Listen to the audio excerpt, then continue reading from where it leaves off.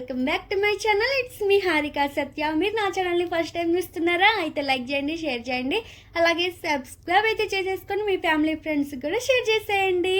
ఈరోజు మనం మంచిగా టేస్టీగా ఎమ్మీగా ఉండే పూస లడ్డు ఎలా తయారు చేయాలో చూసేద్దాం. ఇది చాలా ఈజీ రెసిపీ అండి. మనం ఈవినింగ్ స్నాక్స్కి ఏం తినడానికి లేకపోతే మాత్రం ఇది చాలా బాగుంటుంది పూస లడ్డు అనేది.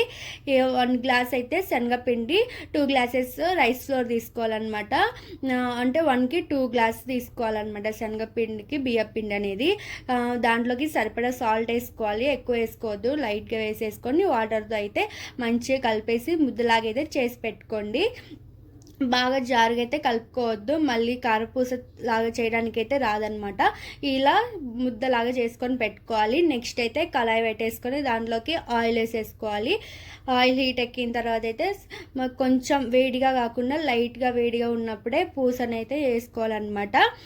ఇప్పుడైతే నేను పూసని చేస్తున్నాను చూడండి. అలా మంచిగా కొంచెం కొంచెంగా తీసుకొని బాగా ఎర్రగా కాల్చొద్దు, ఎందుకంటే ఎర్రగా కాలిస్తే టేస్ట్ అనేది చేంజ్ అయిపోతుంది. అలా 2 సైడ్స్ కూడా మంచిగా కాల్ చేసుకోవాలి. అంటే బాగా మీడియం ఫ్లేమ్లో పెట్టుకొని చేసుకోవాలన్నమాట. అప్పుడే పూస అయితే కొంచెం బాగా క్రిస్పీగా కాకుండా కొంచెం లైట్గా అట్లా అనిపిస్తుంది.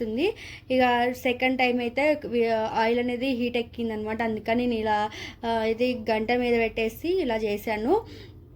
ఇప్పుడైతే పూస అంతా రెడీ అయిపోయింది. నెక్స్ట్ అయితే పాకం కోసం అయితే బౌల్ తీసుకున్నాను, దాంట్లోకి బెల్లం అయితే వేసుకున్నాను అనమాట. కొంచెం మెజర్మెంట్తో చేసుకుంటే కనుక కొంచెం ఎక్కువే పడుతుంది. నేనైతే నేను ఎలా అంటే నాకు పూసకి ఎంత అవసరమో అంత అయితే వేసుకున్నాను అనమాట. ఇప్పుడైతే వాటర్ పోసేసుకొని మంచిగా కొన్ని వాటర్ వేసుకోవాలి, మళ్ళీ ఎక్కువ జారుగా అయిపోతుంది. అలా కాకుండా లైట్గా వాటర్ వేసుకొని మంచిగా పాకం వచ్చేలాగా చేసుకోవాలి. పాకం ఇట్లా ఒక స్టేజ్కి వస్తుంది అనమాట పాకం అనేది. ఇప్పుడైతే ఫిల్టర్ చేసుకోండి, ఎందుకంటే రాళ్ళు లాంటివి అలాంటివి చెరుకు ఉంటాయి కదా, అదంతా కూడా ఉంటుందన్నమాట.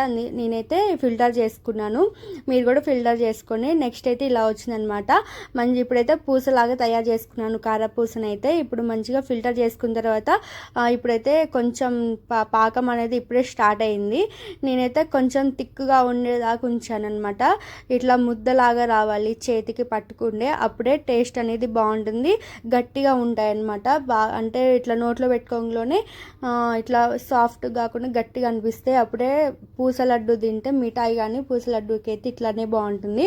పాకంలోనే మీరు దీంట్లోనే కొంచెం నెయ్యి వేసుకొని ఇలాచీ పౌడర్ వేసుకున్నారంటే టేస్ట్ అనేది బాగుంటుంది. నేను అది చూపించడం మర్చిపోయాను, ఇప్పుడు చెప్తున్నాను అనమాట. ఇక మొత్తం మిక్స్ చేసుకోవాలి, పూసకి మొత్తం పాకం పట్టేలాగా మొత్తం మంచిగా కలిపేసుకోండి. నాకు చేతులకి ఆయిల్ అయితే రాసేసుకొని మొత్తం లడ్డు చేసుకోవడానికి కాలిని చేతులు అయితే, అందుకనేసి నేను ఒక బౌల్లోకి ఇట్లా తీసుకున్నాను అనమాట. ఒక చిన్న ముద్దలాగా తీసుకొని ఇలా చేసుకున్నాను. మంచిగా రౌండ్ షేప్ అయితే పర్ఫెక్ట్గా వచ్చినాయి, చాలా అంటే చాలా బాగున్నాయి. మనం చేతితో కంటే కూడా ఇలా చేస్తే ఈజీగా అయిపోతుంది. ఫైనల్గా అయితే ఇలా లడ్డు అనేది ఇలా రెడీ అయిపోయింది అనమాట. చాలా ఈజీ టేస్ట్గా ఉన్నాయి. నెయ్యి అయితే నోట్లో తెలుస్తుంది అనమాట. మీకు కనుక నచ్చితే కామెంట్ చేసి అలాగే సబ్స్క్రైబ్ చేసి లైక్ చేయండి.